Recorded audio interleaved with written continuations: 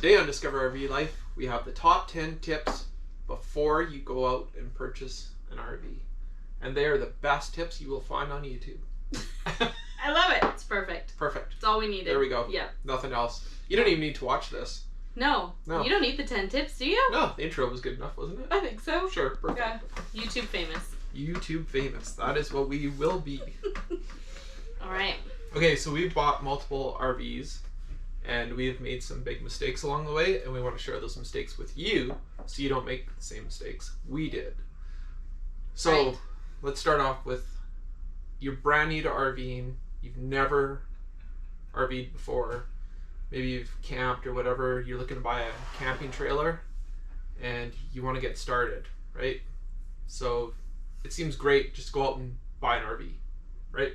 Yeah. Just go look at a bunch. You're like, ooh, I like this one. Let's pick this one. And then probably about a year down the road, you're going to choose a different one. Or you're going to be like, I hate RVing, I don't like going out in the bush, I don't want to have anything to do with this, and you're stuck with your RV because you can't sell it, Yeah. right? So, do you really need an RV? That is the first thing you should ask yourself. If you've never RV'd before, I'd recommend possibly renting or borrowing one to get started. Yeah, definitely check it out first, because I think it makes a huge difference. Well, for us, why did we buy an RV? Because my brother and sister-in-law had one, and we had always tented, and I was tired of sleeping on the ground because I was getting old and it was painful. Oh, and I just hated, you had to bring like 8 or 10 totes full of stuff for washing dishes, for towels, for laundry. There was just never a place for anything, and I just found like our campsite was always just so full of stuff, unless we were backpacking. And yeah, as we got older, definitely didn't want to continue camping like that anymore. So there are websites out there you can check out to find rentals in your area. RVing is one sponsoring RVing, but they do list private RV rentals. So if you're looking, you're probably looking at about $3,600 for 30 days rentals. So not 30 continuous days, but if you're looking to do weekends for 2 months. So it averages about $120 a night for an RV to rent. But it's a good place to start to determine whether or not you actually want to buy an RV. Check down below. That's probably... Hey, if you... We're going to link something somewhere for you. Yeah. Just have a look. So on the side here, I'll give you a cost breakdown of what it is to rent versus some of the costs associated with owning an RV. Some of the costs you might need to consider are insurance, etc. Okay, next thing that we ran into, and a big thing, is if you're looking to buy a travel trailer, will the vehicle you currently own tow the trailer you're looking to buy? Yes. Yeah. And we ran into this. We did. A couple of times now. You'd think we would have learned our lesson. But yeah, so now we know, before we even get invested in an RV that we like, we make sure that our truck can tow it. And if not, then you have to consider maybe getting a different vehicle.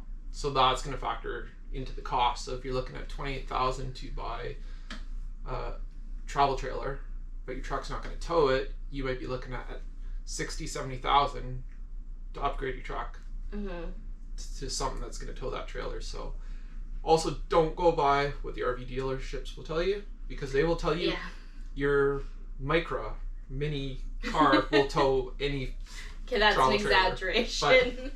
But because they don't necessarily know what your towing capacity is on your truck, and it's not easily accessible, there's a chance that they're going to tell you that your truck will tow the unit that you've just purchased or that you're looking to purchase, just to get you to buy the RV. Yes. Right? So make sure that you know before you go in what your towing capacity is, and it'll make your shopping and life later a lot easier.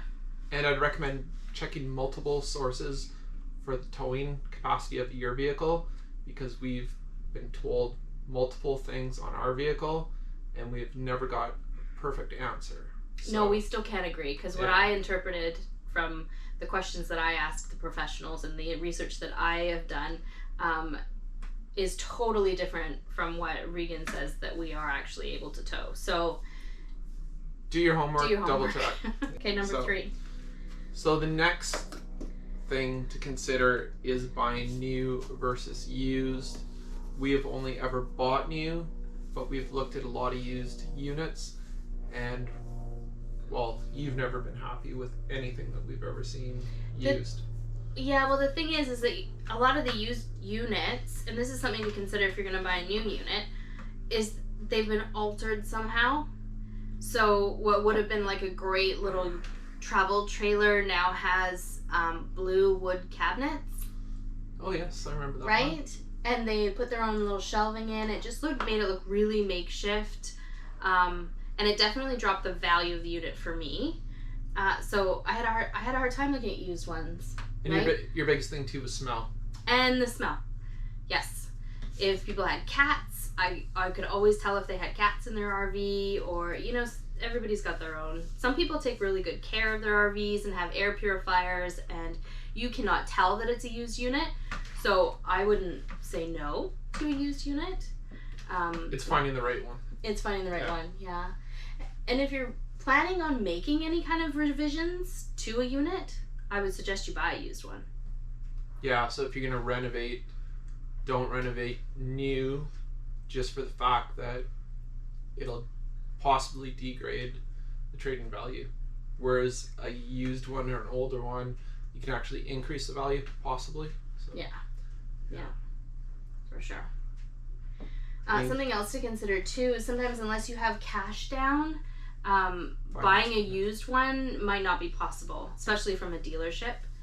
If you're going to get an auto loan from a bank, or you have the cash, you could buy, you know, privately, which I wouldn't say is a bad thing. I think you could actually save yourself thousands of dollars buying a fairly decent unit privately, just because you're not going to be paying all those extra dealer fees and taxes and financing could be possibly more though. Yeah. Lots of times loan rates on secondhand are a lot higher, but you can do your research, talk to your bank or lending institution. They'd be able to tell you what your options are. Mm-hmm. The RV dealerships will tell you what your lending options are with them as well, but they're not going to give you your interest rate breakdown until you're ready to sign the paperwork. And by then they've added in a few other things. So we'll cover all that stuff in our next video when you're actually going to buy a new RV or a used RV through a dealership.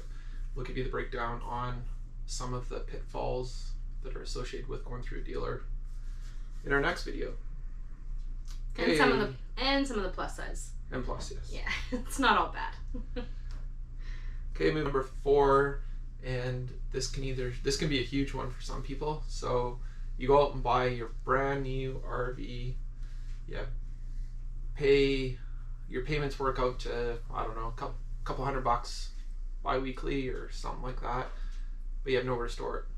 Yeah, your driveway doesn't fit it. The city doesn't allow you to have an RV anywhere near your home or on your property, and there's no storage available in your town or city.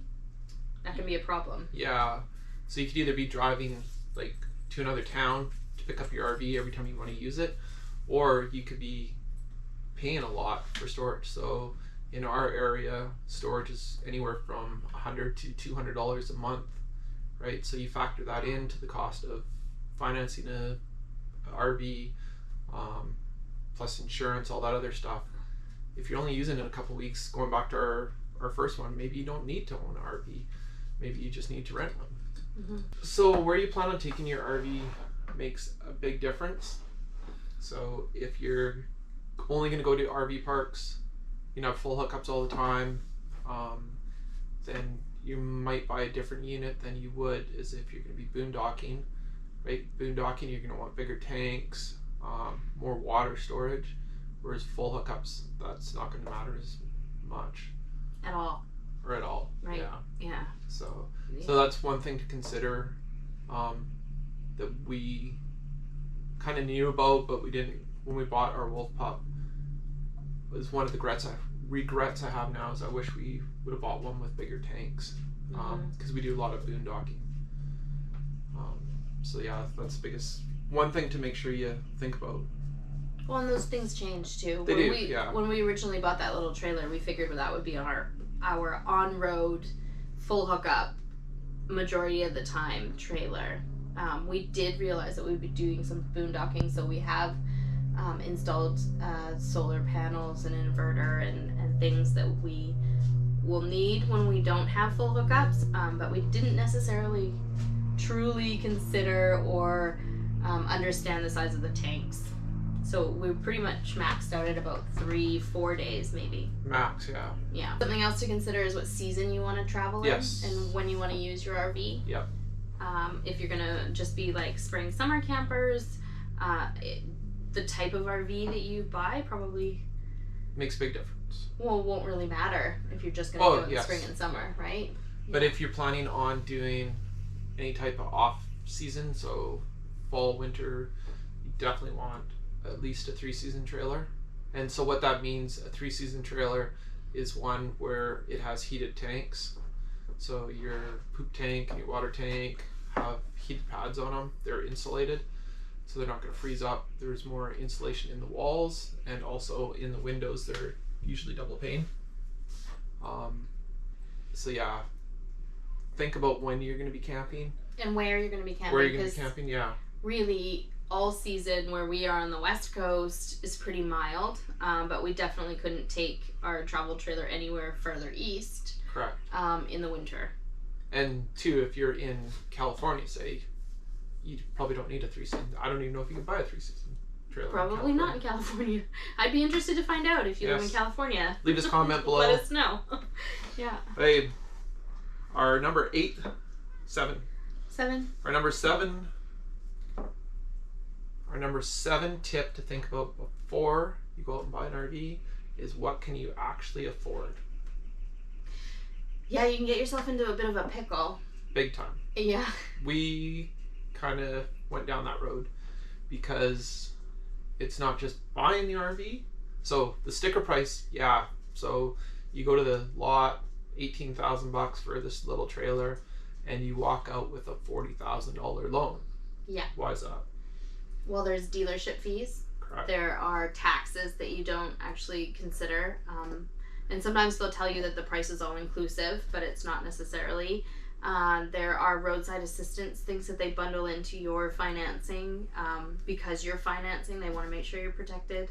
They will upsell you a bunch of stuff, and all I can say is do your research on whether you actually need those. And if you check out our next video, we will go in detail what those options are and what we think, but I mean, everyone's going to make a decision for themselves, right? Yeah, you have to think about, your time washing and waxing your own unit versus spending, $13,000 on what they call a sealant that they put on your RV for protection.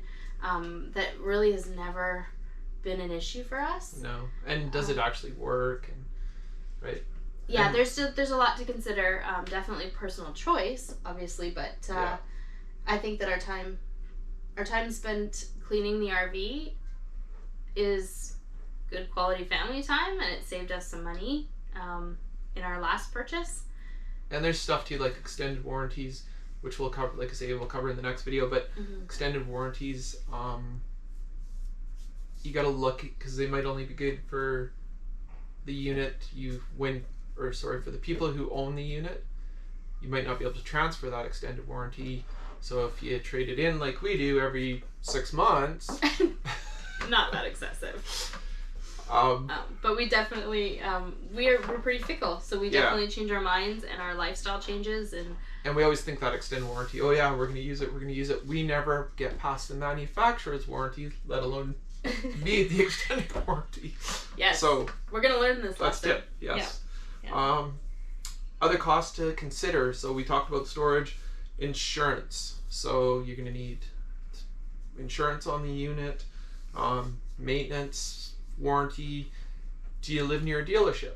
So even though you have a warranty on it, we have 2 units, 2 RVs, neither of which we can easily take to a dealership because we live far away from any dealership. So we end up footing the bill for minor repairs just because it's not cost effective. Like, yeah, it would cost us upwards of $500 and more just to take our unit anywhere near a service yeah, place. So sometimes if it's only a $200 fix, it's worth us just hiring somebody to come and do it here, and we just pay the bill. Yeah. Sometimes your warranty will cover it, so we could talk about that in the Possibly, next one too. Sometimes if you fork up the payment for a bill or a maintenance fee, and you've used an actual RV technician, a certified technician, then your warranty will reimburse you. Correct. But, yeah. Yeah. So you got to factor in all the costs. There's maintenance items that aren't covered, like new tires, stuff like that, right? So. So it all makes you think of whether you actually need your own RV, or if you should maybe rent one. Yeah. Right? Yeah. You are responsible for all of these different things. So if you're not going to use it regularly, definitely a question to ask yourself. Yep. So our number 9 tip is make sure you buy, well, let's say make sure you do your research before you go out and buy one. Yeah. Right? Yeah. There's always going to be, you never find the perfect RV. Never. There's always something. Yeah. Always something. The one that we're in right now, doing this video, we live in full-time, and I actually quite love it. But there's always a better one. But there's always a better one. There's always a different layout. There's always a brighter decor or a nicer fridge. So maybe we should do tip 9.8. Yeah. Buy your RV and never look at any other RVs again, and you will be happy for the rest of your life. Pretty much it. Yeah, just don't look at anything else. Our teenage daughter always sends us the newest and the fanciest and the coolest new layouts that she can think of, or that she can find, and it's torture sometimes because you just want to hook up and go trade it in, which not always the best choice. Yeah. No, you should try and own your RV for about 2 years before you even look at or consider trading it in. Anything more than 6 months, but yeah.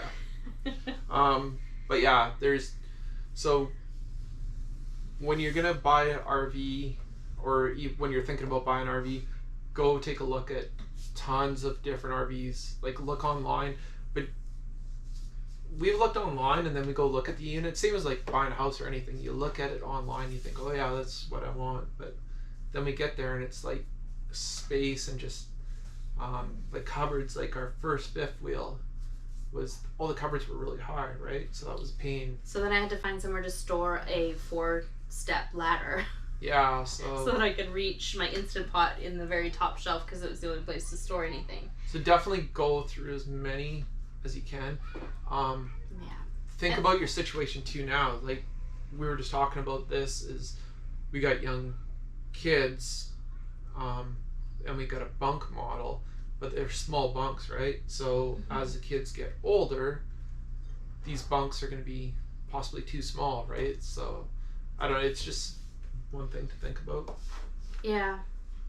And don't make your decision.